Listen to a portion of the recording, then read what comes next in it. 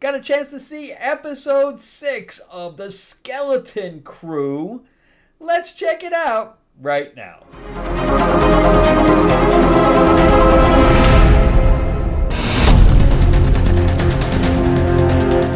Welcome back to the channel, everyone. Thank you so much for spending time with me as we rant about movies, comic books, and television shows, as well as the occasional board game. I am your host, Frank Zanka. I'm an award-winning screenwriter, novelist, and comic book writer, as well as a filmmaker. And yeah, we're here to talk about some Skeleton Crew. So the new episode landed, and I was able to check it out on New Year's Day. And Happy New Year's, everybody. I hope everybody had a really good night. I ended up working. I got called into set, so I was there until 4 o'clock in the morning and didn't get home until 5. And then I had a meeting at 11, so I had to jump up quick. But yeah, of course, whenever you're background, you're there until the very end. But anyway, it was fun. I got to see everybody, so it was fun. I didn't have any other plans anyway. All right, so let's talk about the new episode of Skeleton Crew. It's called Zero Friends Again, and I thought that was very poignant for the actual episode. So this was directed by Bryce Dallas Howard, of which I am a fan of hers. I think that she is a talented director, but from what I saw on Mandalorian, she didn't really have a lot to work with, so I was like, is she really a good director? But after last week's episode, where I kind of told you that the heart was kind of gone from it, something was missing, it got returned in this one. So I can say definitively now she is a good director. She's coming off her dad. Her dad is like a legend. So yeah. She's got to have to pick up something. Oh no, I got gravity. So this was written by Myung Jo Westner. She did like a little 9-episode thing that she did. No, she produced one series, and then she did 9 episodes, another series, and she wrote this. So she hasn't written that much. She has not been in the industry that long if you've only written like 10 episodes in your entire career. But not that I have written. I've written mostly features, and only a few of them got produced, and then the one pilot I did, I produced on my own as well. But so this was, coming off the last episode, which kind of turned everything on its ear, which they really needed. The series really needed it to turn on its ear because it was getting kind of mundane, where it was like, we didn't get to go home yet. What's the next thing? Oh, we didn't get to go home yet. What's the next thing? So that's how it was kind of feeling. The only problem is we didn't get to see anything that was happening with the parents in this episode. I think because they wanted to focus on the kids, because now the kids are alone, where they had Jude kind of leading them in the past. And the other thing was he got a lightsaber in the last one, and then he immediately gets captured. So we never get to see any of the, him with a lightsaber. It's getting confiscated like immediately. But the kids are not only on their own, but then they split up among themselves, which is interesting because we get to see Fern as not really the girl boss, because she loses her one follower, right, which is KB. And we find out some stuff about KB, that she had some kind of an accident. And she's a cyborg, right? Because I assume that she has gears and things, like she's a robotic, she's some kind of a replicant. So I don't really know much about what her species is, but again, she talked about some kind of an accident, so I don't know if she was human to begin with, and her accident caused her to have some kind of a brain implant. But it's funny because when the shelf came out of her head, she could still talk and think and stuff like that. So I was like, isn't her brain literally outside of her head at this point? So I don't know how any of that works, and it really didn't do any explaining. But I thought that was interesting that we gave her an insecurity. We gave her an intricacy of her character, because we found out she wasn't fully human. And on top of that, She has insecurities about the things that she can't do because she's not human. I don't know if she's not fully human. I don't know if she is partially human, because we don't know if she's an android or partial or a cyborg. We don't know. I'd like to delve a little bit more into whatever that backstory is, because I think that's pretty interesting. But on top of that, whenever Rod that's in there gets corrupted to where it's like a used, light bulb kind of thing, then she needs a new one, and she has to melt down, new metal to be put in there. So that's very interesting. I don't know how any of that works.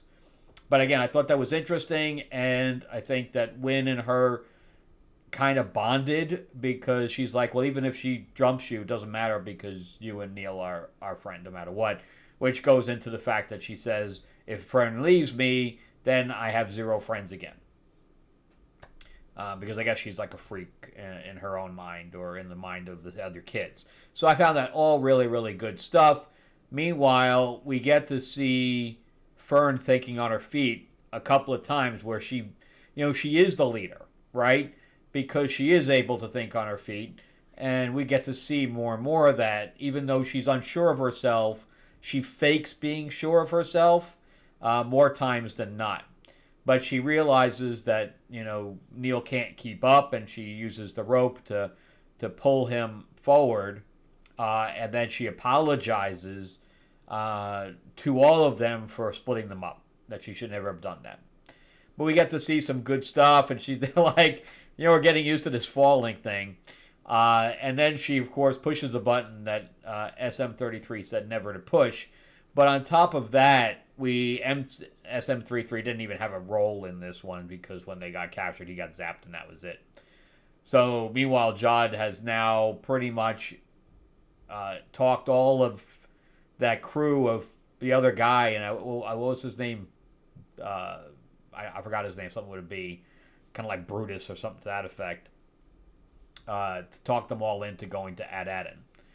So it's interesting now, because now everybody's kind of all over the place. They have this new souped up ship, and I thought it was very convenient, though, that what they needed to come off from the thing. I did like the little spider thing, and I did like them really trying to get out of that, and that they were stuck. I really liked all of that. But it was just very convenient that the front came off. For allowed them to leave. I don't know what parts of the ship they lost, because they're all, one's in the bridge, one's in the engine room, and one's in the turret. So none of that, it would have been bad if one of them came off with the thing. But, oh well. So anyway, I thought overall it was a really good episode, back to form, and at least it's giving us something new. And they have the coordinates now to get back home, even though they're like, Neil's never piloted anything. So I'm surprised he's knows how to pilot for the most part. But all right, we'll give them that one. They have to do something. The kids have got to be able to exist on their own. So anyway, that's we should have had Neil in the seat continuously learning from SM-33. That I could have bought.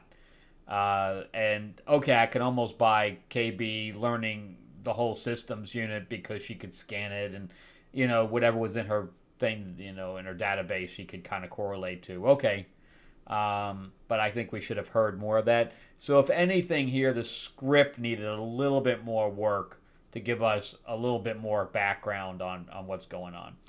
But anyway, so now if they're able to get back, so we have 2 episodes left. And if they're able to get back, and then Jude goes back, I don't know what they're going to do. Or are they going to have a battle in space? I don't know what's going to go on there. I did like the X-Wing showing up as well and chasing the things off. I did like all that. It had some really good stuff to it. It doesn't, again, you could remove the Star Wars elements from it, and it'd just be a sci-fi, Lost in Space show.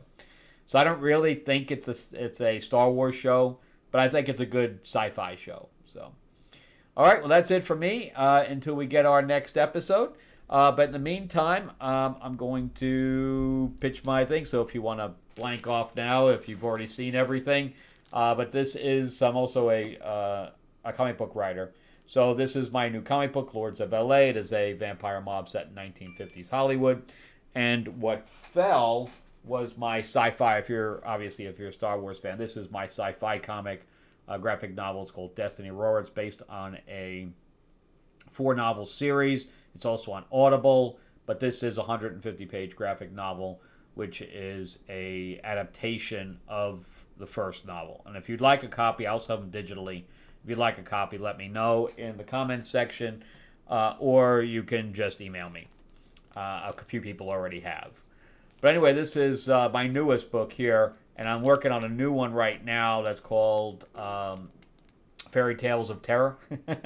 It's kind of fun, actually. I just finished writing the first issue. I have some people looking it over. Even Jeremy's looking on it right now. Jeremy Adams. But this is the Katana cover. Oh, that's Cats. That's my spy one, so we'll put that one back. This is issue 1. They're all 48 pages apiece, so it's like a double issue. I got a couple extra stuff here. And then we got my Helena, I mean. And this is the Samurai cover. This is the Werepanther cover with Helene in the front. And then, since it takes place in the 50s, I have Marilyn Monroe in it. And you can see the Nosferatu shadow in the back. And I do sign them too. If you want digitally, though, I can't sign that. Plus, I'm hooked up with Moonstone Books. They are doing a 50th anniversary Green Hornet anthology series, or novel, I should say. And it's going to be hardcover. This is not it. This is just an example of what they've done in the past. And it's going to have Timothy Zahn. And if you're a Star Wars fan, you know who Timothy Zahn is. He is the creator of Thrawn for Star Wars. Anyway, he's the lead writer on this thing, as well as Kevin J. Anderson, who did Dune and other Star Wars books as well, and Brandon Easton, who wrote for Marvel for the Peggy Carter series, Matt Wagner, who did covers for Batman, and he created Grendel as well. Really just a chock full of sci-fi and fantasy writers on this thing. It's going to be amazing. We're going to be launching at the end of January, so like 30 days from now. And also you can go to greenhornetnoir.com and you can sign up, or there's a link in the description below as well to get notified. But definitely check that out. It's going to be amazing, so don't miss out on that. All right, again, Happy New Year, everyone, and I will see you guys on the next one. Thank you again for watching. Give me a like, give me a subscribe if you can, and get notified about when I throw out additional reviews. I do, obviously, comic reviews. I do movie reviews, TV show reviews, all of it. Pop culture across the board. All right. Thanks for watching, guys. I really appreciate it. I really appreciate all the comments you guys give and all that stuff. Feel free to call me whatever name you want. And again, thanks a lot, guys. Have an awesome week. All right. Bye-bye.